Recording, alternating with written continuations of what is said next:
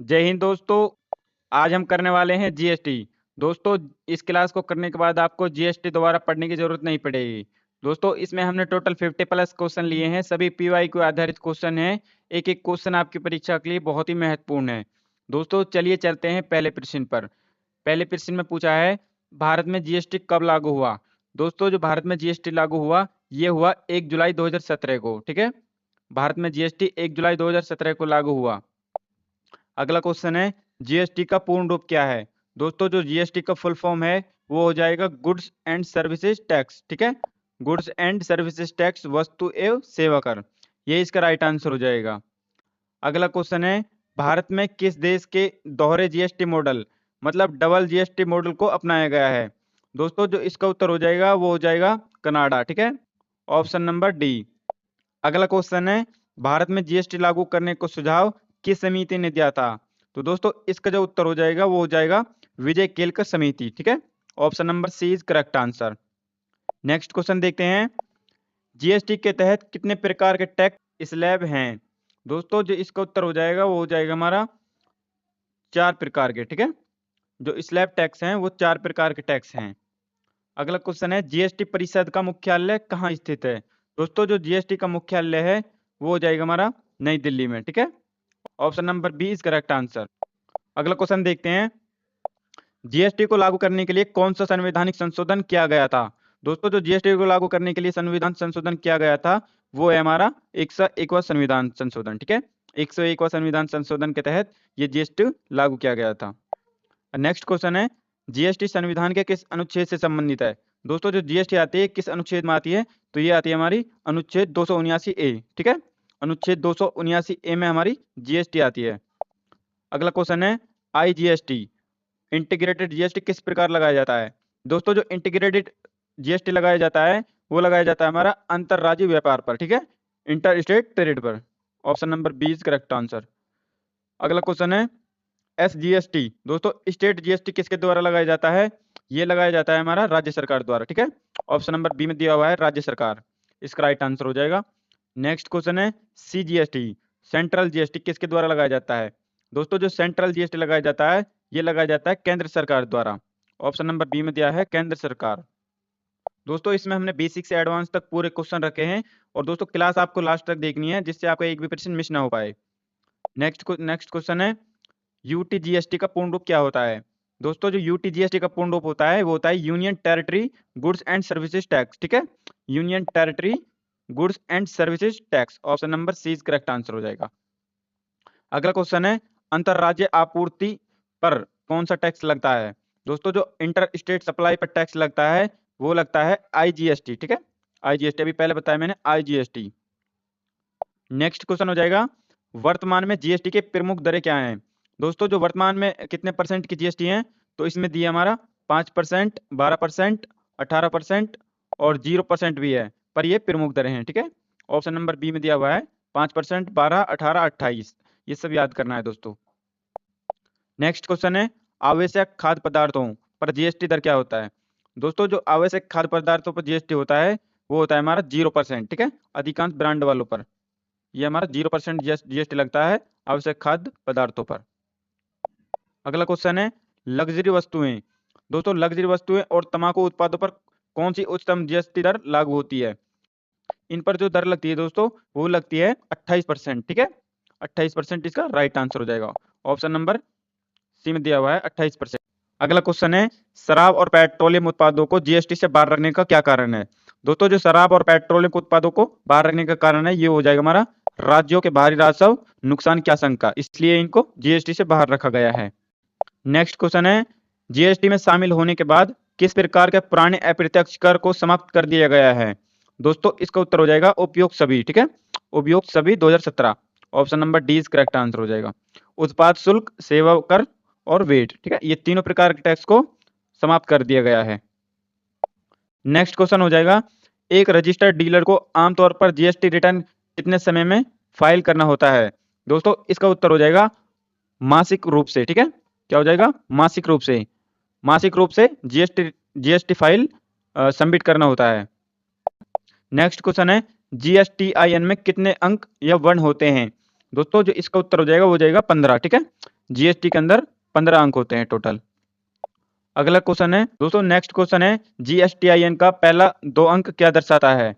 तो जो जीएसटीआईएन का पहला अंक दर्शाता है वो दर्शाता है राज्य का कोड, ठीक है। Option number A is correct answer. अगला क्वेश्चन है जीएसटीएन का पूर्ण रूप क्या होता है? दोस्तों जीएसटीएन का पूर्ण रूप होता है, वो होता है goods and services tax network, ठीक है।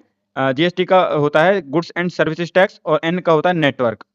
तो इसमें ऑप्शन सी में दिया हुआ है, option number C is correct answer. Next question हो जाएगा जीएसटी में इनपुट टैक्स क्रेडिट आईटीसी का क्या अर्थ होता है? आईटीसी का अर्थ होता है खरीद पर चुकाए गए टैक्स को बिक्री पर देय टैक्स से घटाना, ठीक है। ऑप्शन नंबर सी में दिया हुआ है खरीद पर चुकाए गए टैक्स को बिक्री पर देय टैक्स से घटाना, ये हमारा आईटीसी का अर्थ होता है। अगला क्वेश्चन हो जाएगा किस तिथि को राष्ट्रपति ने जीएसटी बिल पर अपनी सहमति दी थी? दोस्तों जो राष्ट्रपति ने फर्स्ट टाइम अपनी जो जीएसटी पर सहमति दी थी, ये दी थी हमारी 8 सितंबर 2016 को, ठीक है। कब? 8 सितंबर 2016 को याद रखना है। और जो जीएसटी लागू हुई हमारी 1 जुलाई 2017 में। अगला क्वेश्चन है जीएसटी बिल को लोकसभा में कब पारित किया गया? दोस्तों जो लोकसभा में फर्स्ट टाइम जीएसटी को जो पारित किया गया था, वो किया गया था हमारा अगस्त 2016, ठीक है, अगस्त 2016। Option number 20 correct answer. अगला क्वेश्चन है जीएसटी को एक राष्ट्र एक कर के रूप में भी जाना जाता है, इसका मुख्य उद्देश्य क्या होता है? दोस्तों जो इसका मुख्य उद्देश्य होता है वो होता है पूरे देश में समान कर प्रणाली बनाना, ठीक है, पूरे देश में समान कर प्रणाली बनाना इसका अर्थ होता है। Option number C. Next question है कंपोजिशन स्कीम किस उद्देश्य से है? दोस्तों जो कंपोजिशन स्कीम है ये हमारा छोटे व्यवसायों को अनुपालन में राहत देने के लिए, ठीक है, किसमें? छोटे व्यवसायों को अनुपालन में राहत देने के लिए कंपोजिशन स्कीम का उद्देश्य होता है। Option number C is correct answer. GST. Next question है जीएसटी में ई वे बिल का उपयोग किसके लिए किया जाता है? दोस्तों जो जीएसटी में ई वे बिल का उपयोग किया जाता है वो किया जाता है माल के अंतरराज्य परिवहन को ट्रैक करने के लिए, ठीक है।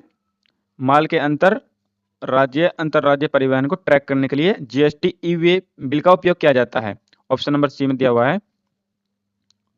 नेक्स्ट क्वेश्चन हो जाएगा दोस्तों, भारत जीएसटी लागू करने वाला दुनिया का कौन सा देश है? दोस्तों भारत जीएसटी लागू करने वाला 161वां देश है। कौन सा? ये प्रश्न बहुत ज्यादा पूछ लिया जाता है। 161वां देश है भारत जीएसटी लागू करने पर। नेक्स्ट क्वेश्चन है जीएसटी के अंतर्गत पंजीकरण की सीमा क्या है? सामान्य राज्यों के लिए पूछा गया है। तो इसका उत्तर हो जाएगा 40 लाख वस्तुओं के लिए, 20 लाख सेवाओं के लिए, ठीक है। Option number B is correct. Next question है जीएसटी के सबसे पहले लागू कहाँ हुआ था? दोस्तों ये हुआ था फ्रांस में, ठीक है। फ्रांस में सबसे पहले जीएसटी लागू हुआ था 1954 में। Option number B is correct answer. Next question है जीएसटी परिषद में राज्यों को कितना वोटिंग पावर दिया गया है? तो इसका उत्तर हो जाएगा 2/3, ठीक है, 2/3 इसका राइट आंसर हो जाएगा। नेक्स्ट क्वेश्चन है जीएसटी परिषद में केंद्र सरकार को कितना वोटिंग पावर दिया गया है? दोस्तों जो राज्यों में दिया गया है वो दिया गया है 2/3, अभी हमने देखा है। और जो केंद्र सरकार को वोटिंग पावर दिया गया है वो दिया गया है 1/3, ठीक है, 1/3 इसका करेक्ट आंसर हो जाएगा। ऑप्शन नंबर 1 में दिया हुआ है 1/3। नेक्स्ट क्वेश्चन है जीएसटी परिषद के निर्णयों के लिए कितने प्रतिशत बहुमत की आवश्यकता होती है? दोस्तों जो जीएसटी परिषद के निर्णयों के लिए आवश्यकता होती है वो होती है 75%, ठीक है, कितनी? 75% is correct answer. Option number C. Next question है जीएसटी में एचएसएन का क्या महत्व होता है? दोस्तों जीएसटी में एचएसएन कोड का क्या महत्व होता है ये पूछा गया है। तो जो इसका उत्तर हो जाएगा वो हो जाएगा वस्तुओं के वर्गीकरण के लिए, ठीक है, क्या हो जाएगा? वस्तुओं के वर्गीकरण के लिए। Option number A is correct answer. दोस्तों इसमें पूछा है एचएसएन का पूर्ण रूप क्या होता है? एचएसएन का फुल फॉर्म पूछा है तो इसका फुल फॉर्म हो जाएगा हार्मोनाइज्ड सिस्टम ऑफ नोमेनक्लेचर, ठीक है, नोमेनक्लेचर हो जाएगा। Option number A is correct answer. अगला क्वेश्चन है जीएसटी में एसएसी कोड का उपयोग किस लिए किया जाता है? दोस्तों जो एसएसी कोड का उपयोग किया जाता है ये किया जाता है सेवाओं के लिए, ठीक है, सेवाओं के लिए। ऑप्शन नंबर बी, सेवाओं के लिए। नेक्स्ट क्वेश्चन है एसएसी का पूर्ण रूप क्या होता है? दोस्तों इसमें एसएसी का फुल फॉर्म पूछा गया है। तो एसएसी का पूर्ण रूप होता है सर्विसेज अकाउंटिंग कोड, ठीक है। Option number B is correct answer. अगला क्वेश्चन है पेट्रोलियम उत्पादों को जीएसटी के दायरे में लाने के लिए कौन सा कदम उठाना होगा? तो इसका जो उत्तर हो जाएगा दोस्तों, इसमें टाइपिंग मिस्टेक हो गई है, इसका उत्तर हो जाएगा जीएसटी परिषद द्वारा, ठीक है, 3/4 बहुमत से निर्णय। क्या हो जाएगा? जीएसटी परिषद द्वारा 3/4 बहुमत से निर्णय। नेक्स्ट क्वेश्चन है जीएसटी के तहत अधिकतर उपकर किस दर पर लगाया जा सकता है? दोस्तों जो जीएसटी के तहत अधिकतर जो ऊपर किस दर पर लगाया जा सकता है, जो इसका उत्तर हो जाएगा वो हो जाएगा हमारा 40% जीएसटी अधिनियम के अनुसार। ठीक है, क्या हो जाएगा? 40% जीएसटी अधिनियम के अनुसार। अगला क्वेश्चन है, जीएसटी लागू करने वाला भारत का पहला कौन सा राज्य था? दोस्तों जो भारत में सबसे पहले कौन सा राज्य में जीएसटी लागू हुई थी, तो वो हुई थी हमारे असम में। ठीक है, कहां पर? असम में। नेक्स्ट क्वेश्चन है, जीएसटी लागू करने वाला भारत का अंतिम राज्य कौन सा था? दोस्तों पहला राज्य था असम, जहां सबसे पहले असम राज्य में जीएसटी लागू हुई थी। और जो सबसे अंतिम राज्य था वो था हमारा जम्मू कश्मीर। जम्मू कश्मीर में सबसे लास्ट में जीएसटी लागू हुई थी। जीरो रेटेड सप्लाई का क्या मतलब होता है? दोस्तों जो जीरो रेटेड सप्लाई का अर्थ होता है वो होता है निर्यात। ठीक है, एक्सपोर्ट, निर्यात इसका करेक्ट आंसर हो जाएगा। जीएसटी के तहत कंपोजिशन स्कीम की वर्तमान सीमा टर्नओवर कितनी है? सामान्य राज्यों के लिए पूछा है। तो जीएसटी के तहत जो कंपोजिशन स्कीम की वर्तमान सीमा है वो हो जाएगी, हो जाएगा 1.5 करोड़। 1.5 करोड़ इसका राइट आंसर हो जाएगा। अगला क्वेश्चन है, जीएसटी के तहत वार्षिक रिटर्न दाखिल करने के लिए कौन सा फॉर्म है? तो इसका जो फॉर्म है वो है GSTRN 9। ठीक है, GSTRN 9 इसका करेक्ट आंसर हो जाएगा। 28% स्लैब के अंतर्गत आने वाली वस्तुएं कौन सी हैं? तो इसमें आ जाएगा लग्जरी और हानिकारक वस्तुएं। ठीक है, लग्जरी और हानिकारक वस्तुएं जैसे तंबाकू वगैरह, ये सब 28% जीएसटी में आते हैं। जीएसटी प्रणाली से भारतीय अर्थव्यवस्था को क्या लाभ होने की उम्मीद है? तो इसका जो उत्तर हो जाएगा वो हो जाएगा उपयुक्त सभी। ठीक है, क्या हो जाएगा? उपयुक्त सभी।